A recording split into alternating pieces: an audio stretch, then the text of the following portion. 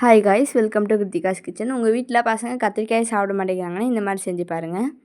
முதல்ல 1/2 டீஸ்பூன் உப்பு, மிளகாத்தூள், மல்லித்தூள், பெப்பர் இது போட்டு கொஞ்சமாக தண்ணி ஊற்றி நல்லா மிக்ஸ் பண்ணிக்கோங்க. நல்லா இந்த மாதிரி மிக்ஸ் பண்ணி எடுத்துக்கோங்க. அப்புறம் நீட்டமாக கட் பண்ணி வச்சுருக்க கத்திரிக்காய் நல்லா போட்டு மிக்ஸ் பண்ணிக்கோங்க. இந்த மாதிரி எல்லா இடத்துலையும் படுற மாதிரி மிக்ஸ் பண்ணி இந்த மாதிரி ஓரமாக வச்சுக்கோங்க ஒரு 1/2 மணி நேரத்துக்கு. அப்புறம் ஒரு பேன் தனியாக வச்சுட்டு 3 டீஸ்பூன் எண்ணெய் ஊற்றிக்கோங்க. எண்ணெய் ஊற்றிட்டு மேரினேட் பண்ணி வச்ச கத்திரிக்காயை இது கூட போட்டு நல்லா கைவிடாமல் மிக்ஸ் பண்ணிகிட்டே இருங்க.